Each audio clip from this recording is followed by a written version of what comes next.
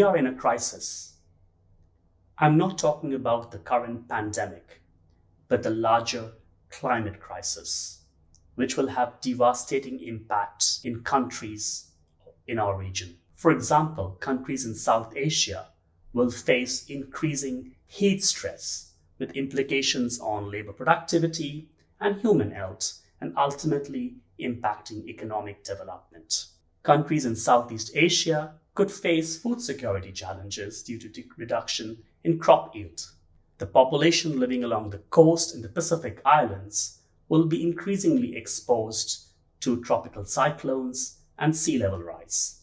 Therefore, we need solutions to build resilience, but solutions that can be implemented at scale, given the urgency of the crisis. The good news is that most of these solutions are known and are being implemented largely in the context of our infrastructure projects to make infrastructure safe from the impacts of floods and tropical cyclones, or through promotion of land and water management techniques as in support of climate smart agriculture.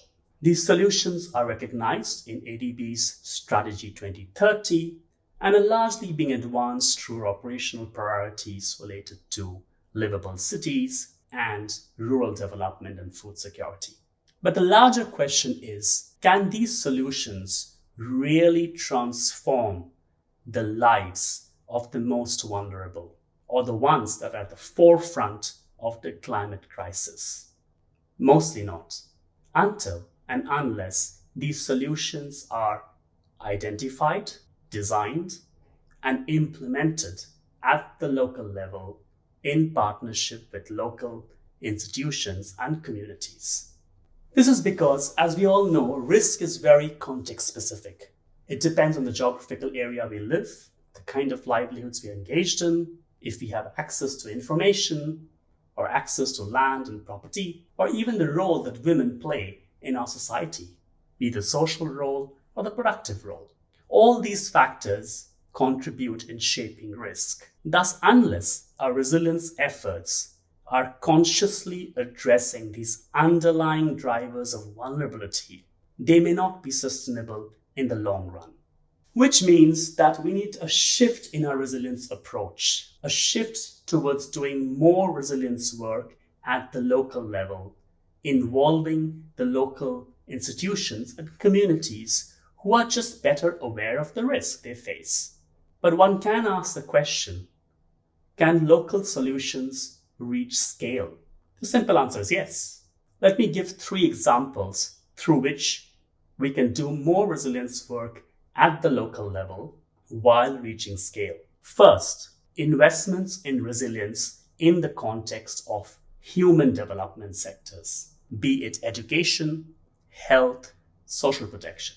The rural farmers in Papua New Guinea who may need to diversify their livelihoods away from climate-sensitive sectors could benefit from skill buildings, investments through technical and vocational education that will help them engage in climate-resilient livelihoods, or rural employment generation schemes in India, which provides minimum number of days of employment to the poorest population during lean period of the year, such as droughts, could engage the communities in building green infrastructure instead of grey infrastructure, which will allow them to deal with the triple crisis of climate change, biodiversity loss, and poverty reduction.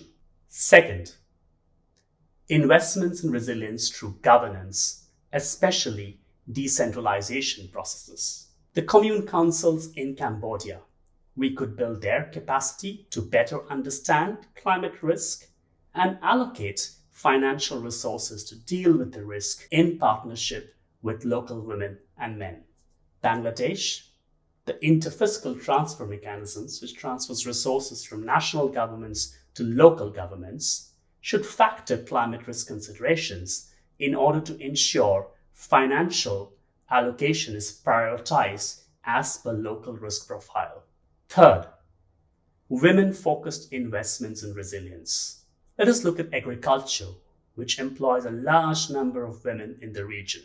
Can we do more investments in climate services which are targeted at women, which means providing weather information, seasonal forecasts to women farmers or women engaged in the fields in a manner that they understand during the time of the day when they have time to access the information, recognizing the various constraints they face, be it related to mobility, limited access to technology, or in many cases, limited access to land tenure. These such ideas are also part of ADB's Strategy 2030, which means we need to do more resilience building work in the context of our operational priority 1, namely reducing poverty, priority 2, gender equality, and priority 6, looking at governance and institutional strengthening.